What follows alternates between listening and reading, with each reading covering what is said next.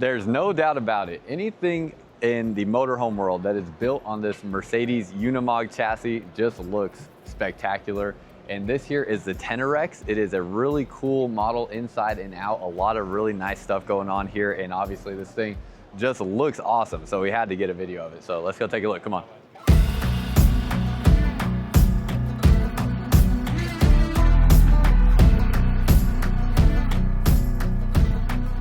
What's up, y'all? Welcome back to another video. If you're new here, my name is Myles with Firmly Unbound, and we are here taking a look at this 2026 TenereX. So this is in the same booth display here in Dusseldorf, Germany at Caravan Salon as the Mog X, but the Mog X is this one here, and then the TenereX is this model here. Now the biggest difference I could tell right away is this has a fiberglass siding on it, whereas this has a carbon fiber siding on it. So they specifically designed this one to be even more lightweight. That's something that is designed to kind of help them here in Europe with their regulations that they have in terms of licensing and transportation and stuff like that. And then this one here is going to be a little bit different with a different build and construction. And I believe it's going to be a little bit less expensive, but we'll take a look as we go through the motorhome here. So really nice look on here. The Mercedes Unimog chassis is just a beast of a motorhome. It makes for such a cool RV build or caravan build. And then if you didn't know, we're here at Caravan Salon in Dusseldorf, Germany, which is the largest RV show in the world. So this happens every year around the start of September. You can see all the people walking around, all the absolutely amazing motorhomes that are here in this building. And this is just one of like 17 different buildings here at this show. So there's a ton of stuff to take a look at. Really cool thing to put on your calendar if you ever want to make a trip to see different caravans and motorhomes and RVs from all around the world, and especially Europe.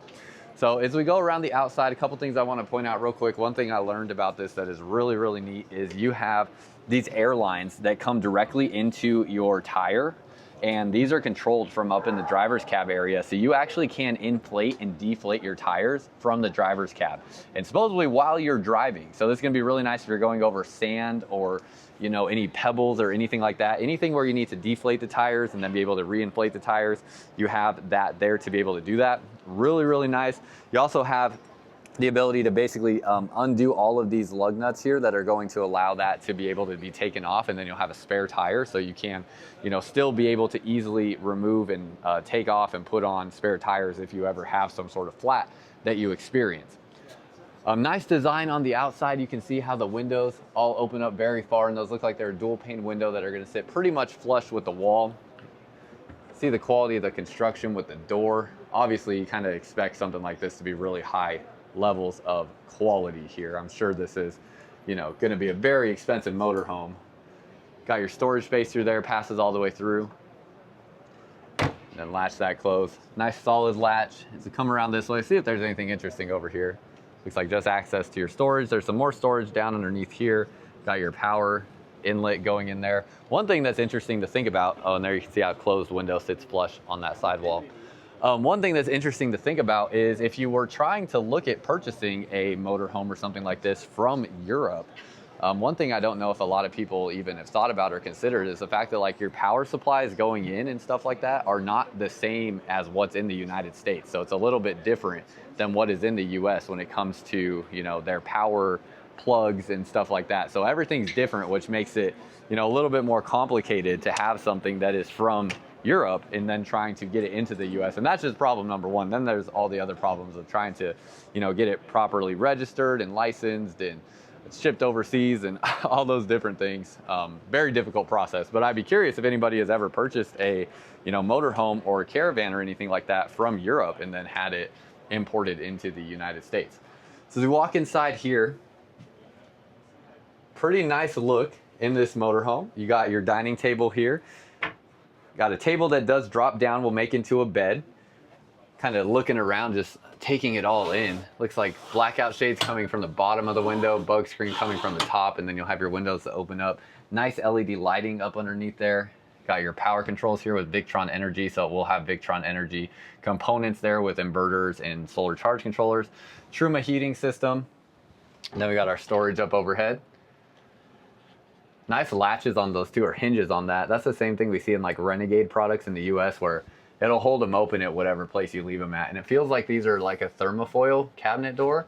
I could be wrong on that, but it feels like a lightweight material. They are still like trying to make this as lightweight as possible to make it easier for the consumers here with, like I said, the legalities that they deal with purchasing larger vehicles like this. Nice looking countertop here. It does not have any, like it is a non-porous material here, but I can't tell you exactly what it is. It doesn't feel quite like a ceramic or a Corian style material. It has a bit of texture to it.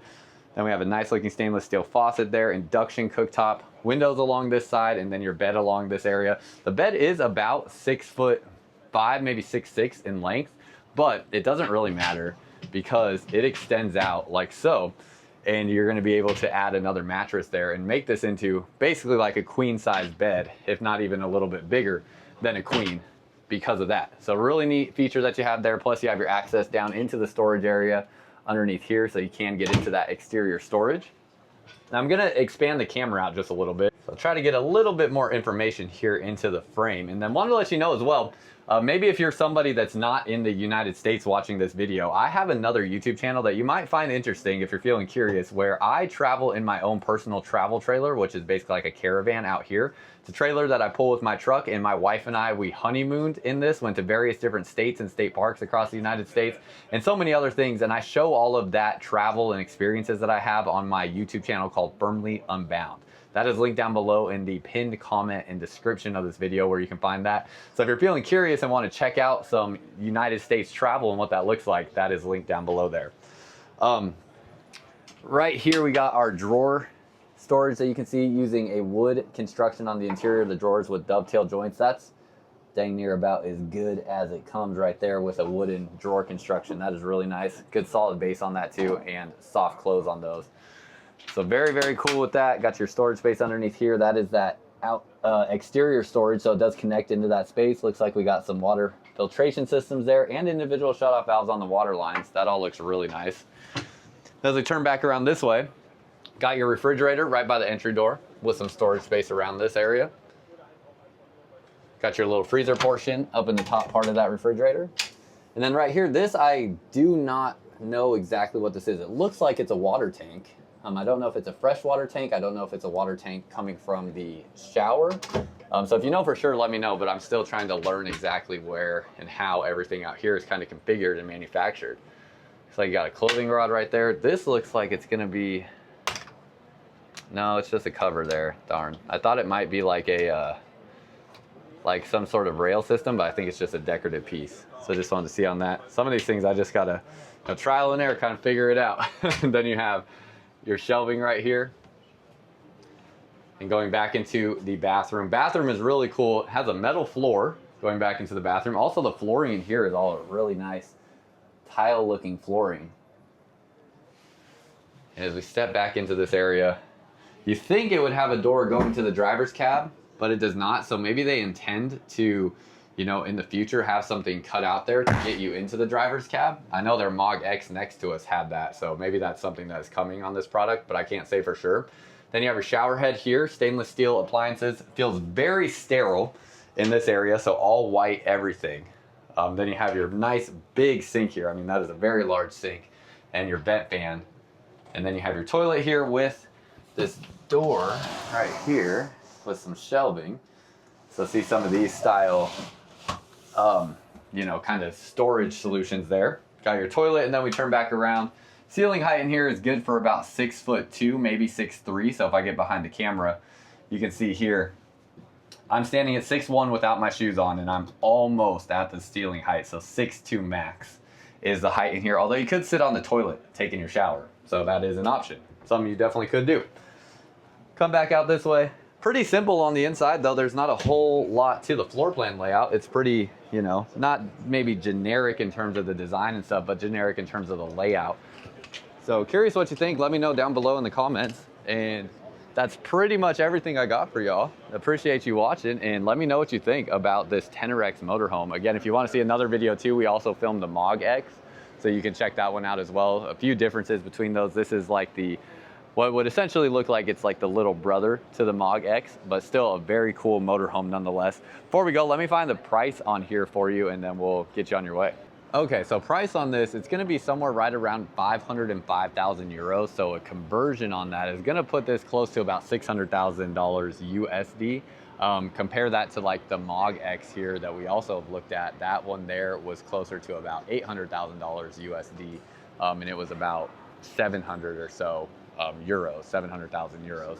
So a little bit different there on the pricing here, but yeah, this is gonna be right around 505,000 euros, and that's gonna put it around somewhere like around $600,000 USD. And I can't even begin to think of all the different things someone would have to go through to purchase something like this and bring it into the United States, or if it's even possible to begin with. But if it was, I'm curious if any of y'all watching would legitimately be interested in purchasing something like a motorhome here on a Mercedes Unimog chassis. Let me know down below in the comments. That's all I got for y'all. Until next time, live firmly unbound.